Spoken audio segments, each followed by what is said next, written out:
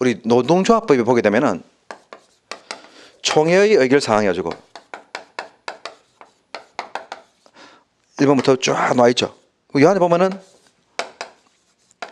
임원의 해임, 규약의 제정, 변경 이런 내용들이 되어 있습니다. 총회 의결 사항 맞죠? 그죠? 그리고 총회 의결 사항에 대해서는 다음 각국의 사항은 총회의 의결을 요한다라고 되어 있고, 동양에서는 총회의 의결은 가반수 출석에 가반수 찬성으로 한다 이렇게 되어 있죠. 그렇고 이제 사망에서는 규약의 제정, 변경, 임원의 해임 세 가지는 3분의 1을 요한다 이렇게 되어 있습니다. 그런데 위에서는 총회 의결 사항은 가반수로 한다 해놓고 왜 또 총회 의결 사항인데 3분의 1로 합니까? 하는 이런 약간 좀 약간 황당한 질문을 하고 있습니다.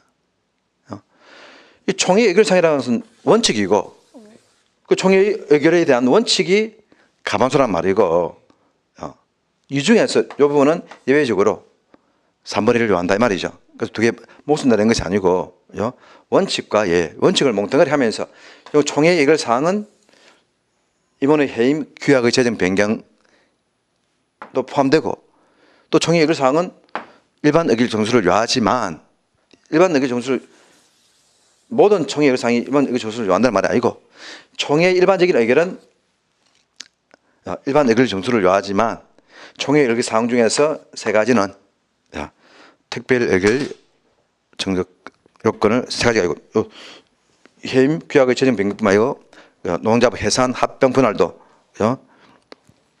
특별 의결 정수를 요한다 하는 그런 말입니다.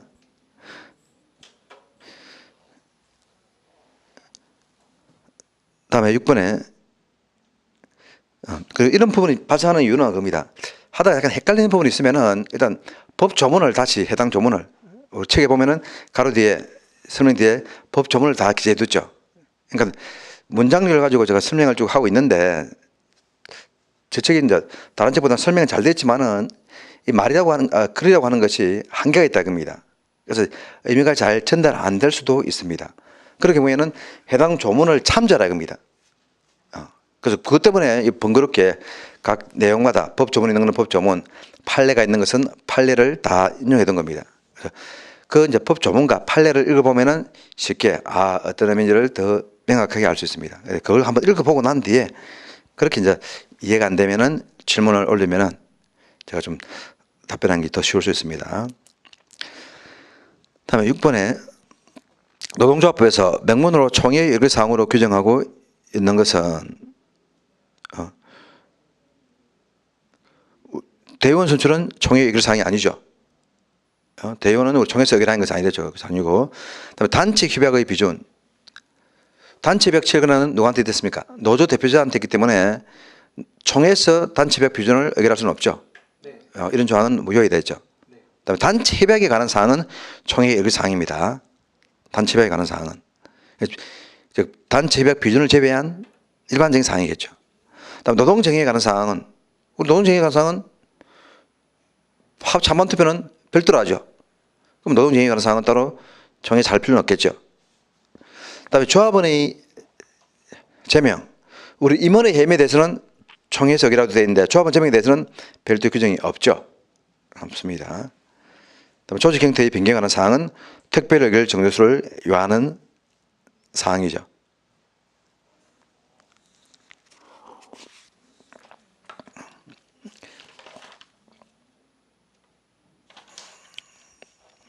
다음에 7번에 노동조합의 총회 또는 대의원회의 소집근자가 없는 경우 소집근자 지명 절차에 관한 설명 중 옳은 것은 소집근자가 없거나 소집근자가 있더라도 소집을 깊이 해태하는 경우에는 둘 다 행정관청은 노동위원회의 이런 경우 행정관청은 소집근자를 지명해야 되죠. 둘 다 지명하는데 없는 경우에는 행정관청이 노동위원회 의결 없이 소집할 수 있고 소집근자가 혜택 기피하는 경우에는 노동위원회의 의결을 거쳐서 행정관청이 소집근자를 지명해야 한다 이랬습니다. 그리고 우리 법에서는 거의 다 행정안청이 어떤 결정을 할 경우에는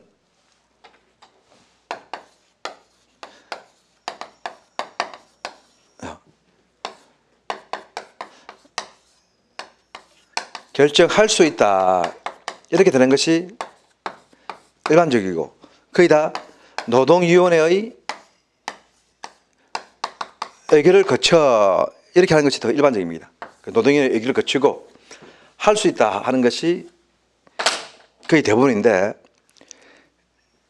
노동위원회 의결 없이 하는 경우가 이렇게 바로 이게 소집권자가 없는 경우 노동위원회 의결 없이 할 수 있습니다. 요 하나만 뭐 기억해 두면 될 겁니다. 그 다음에 거의 행정관청은 뭐 할 수 있다 이래 되는데 이 소집권자 지명처럼 하여야 한다. 할 수 있다고 하는 것은 행정관청의 재량행위이고 하여야 한다고 하는 것은 재량이 아니고 요건만 갖추면은 그런 결정을 해야 된다 이거죠. 거의 다 이제 재량행위로서 할 수 있다라고 되어 있는데 하여야 한다라고 되어 있는 것은 딱 두 군데 바로 이렇게 소집권자 지명하여야 한다라고 하는 것과 안전보호시설에 대해서는 노동위의 의결을 거쳐 중지 통보를 하여야 한다 이렇게 됐습니다. 그래서 이렇게 안전보호시설에 대한 쟁의행위의 중지 통보 그다음에 소집권자 지명 두 가지만 하여야 한다 이거 나머지는 할 수 있다. 즉 노동관계 규약이라든가 단체협약이 노동관계 법령에 위반할 경우에는 노동위원회 의결을 거쳐 시정명령을 할 수 있다. 일정한 지역의 3분 이상이 하나의 단체협약의 입증을 받고 있는 경우에는 노동위원회의 의결을 거쳐 회로 확장 결정을 할 수 있다. 이런 식으로. 그 뭐 7번 문제 같은 경우 소집권자가 없는 경우의 소집권자 지명 절차에 관한 설명 중 옳은 것은 소집권자가 없기 때문에 행정관청이 소집권자를 지명하여야 한다죠. 하여야 한다. 2번이 맞죠. 소집권자 지명에서는 할 수 있다가 이거 하여야 한다 이거. 혜택 기피할 경우에는 노동의 의결을 거쳐 지명하여야 한다죠. 4번 같은 경우가 이제 행정관청이 노동의 의결을 얻어 소집권자를 지명하여야 한다는 것은 혜택 기피할 경우에 그렇게 하는 겁니다. 8번에 소수조합원의 임시총회 개최 요구 시 노동조합 대표자가 회의 소집을 기피하는 경우에 소집권자 지명의 절차에 관한 설명 중 옳은 것은 바로 기피 해태하는 경우에는 노동위원회 의결을 얻어 행정관청이 소집권자를 지명한다죠. 3번이 맞죠. 그다음에 9번에 총회 및 임시총회에 관한 설명으로 옳지 않은 것은 1. 노동조합 대표자는 필요하다고 인정하는 때에는 임시총회를 소집할 수 있다. 총회나 임시총회 같은 경우는 노조 대표자라든가 이번처럼 노동조합 대표자는 조합은 3분의 1 알아둬야 되겠죠. 이상이 총회에 부여할 사항을 지시하고 회의 소집을 요구한 때에는 지체 없이 임총회를 소집해야 한다.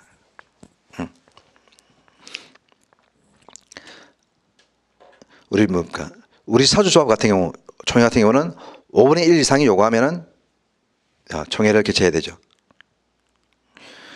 3번에 연합단체인 노동조합 대표자는 그 구성단체의 3분의 1 이상이 회의에 부여할 사항을 제시하고 회의의 소집을 요구한 때에는 지체 없이 임시총회를 소집해야 한다. 맞고 연합단체는 구성단체의 3분의 1. 3번에 총회는 회의 개최일 7일 전까지 그 회의에 부여할 사항을 공고하고 규약에 정한 방법에 의하여 소집하여야 하나. 원칙은 7일 전 노동조합이 동일한 사업장 내의 근로자로 구성된 경우에는 그 규약으로 공고기한을 단축할 수 있다. 동일한 사업장 내. 이건 몇 번 봤기 때문에 알겠죠. 근데 좀 더 조심해야 되면은 동일한 사업 내가 아니고 사업장 내입니다. 같은 사업을 하더라도 다른 사업장이면은 안 된다. 장소가 떨어져 있으면은 모이기 힘들겠죠. 그때는 일주일 해야 되고 한 장소에 근로자가 다 있을 경우에는 규약으로 기간을 단축할 수 있다. 그다음에 5번에 행정관청은 노동조합의 대의원회의 소집권자가 없는 경우에는 없으면은 조합은 3분의 1 이상의 회의에 부여할 사항을 제시하고 소집권자 지명을 요구한 때에는 15일 이내에 노동의 의결을 없기 때문에 노동의 의결을 거칠 필요가 없죠. 그래서 들어있습니다. 그죠?